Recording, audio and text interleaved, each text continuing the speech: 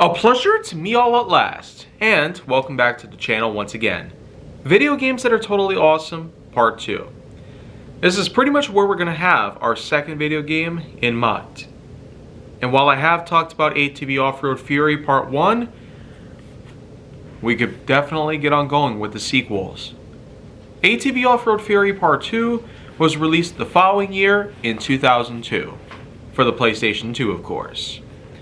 But we certainly ought to remember for the fact that while the first game sparked a good amount of nostalgia, it was part 2 that ultimately had not only the most playtime from me, the most nostalgia from me, and the most memories from me, but likewise, many other people share a similar, if not the exact identical level of knowledge, memory, and or love towards such a game like this.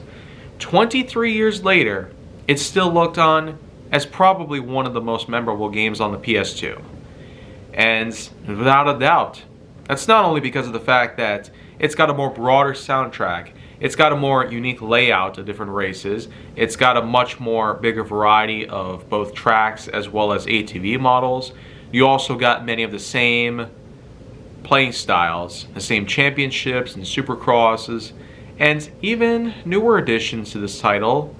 Then of course, probably one of the biggest components of the entire game and one of the most replayed moments possible was the train. Yeah.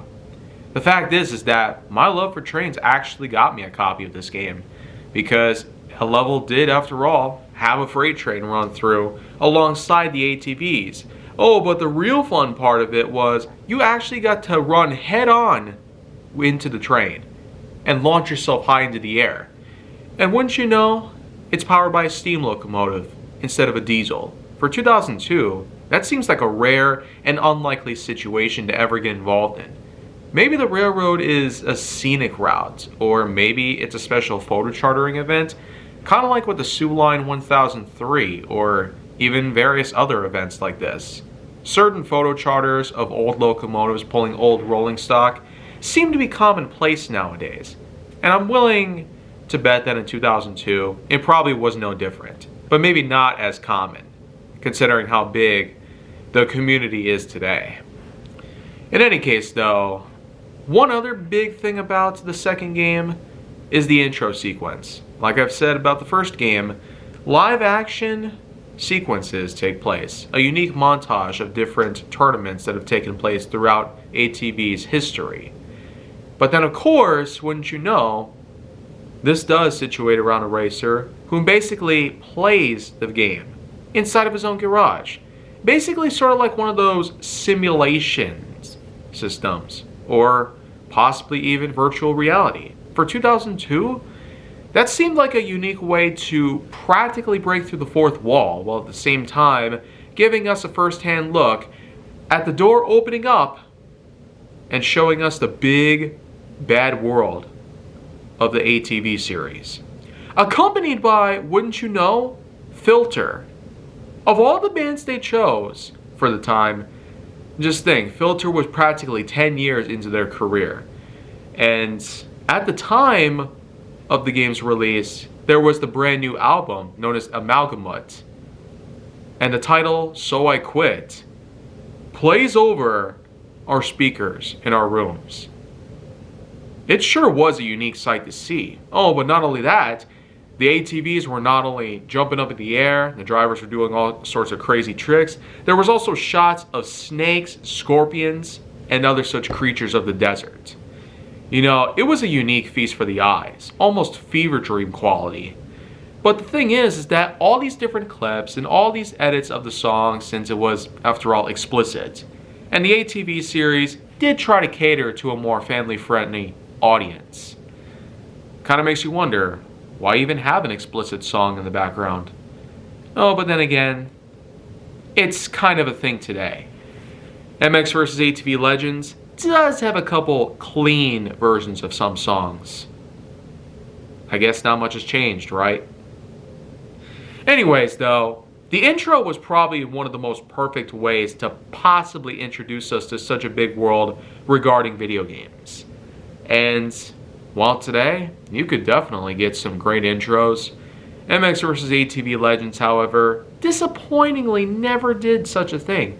All it did was give us a few company logos like Unreal Engine and THQ Nordic and Rainbow, and then the main menu screen.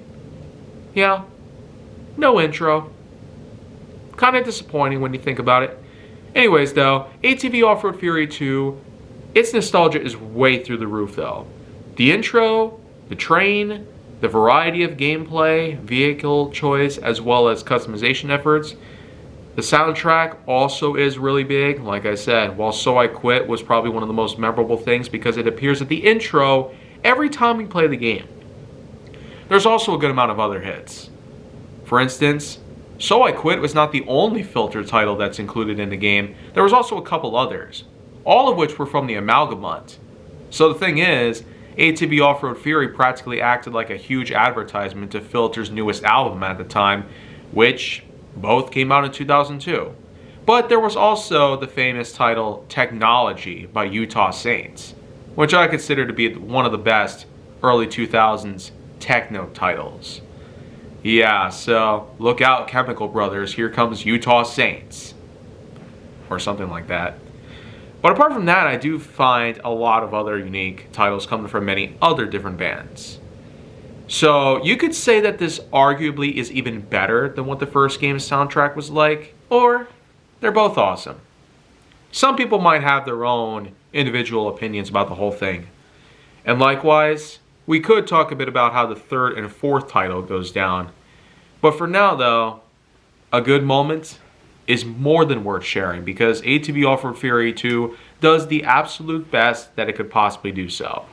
I mean, the intro and the train were more than enough to satisfy practically everybody who's played any of these games. But then of course, with the additions of many new features and things to work with in a title that's a sequel to the original, you definitely got yourself more than just a simple masterpiece. One that's been heavily regarded as one of the best on the PS2. And I feel like that, for all that in mind, it gets a good 9.2 out of 10.1. So quite a big leap from the last game. But don't worry, the third and fourth titles will have their own chance to shine on the channel just as well. So, tomorrow, I'll be back for just that. Make sure to like, subscribe, comment, follow me wherever you can find me, and stay on the Hollywood side for more.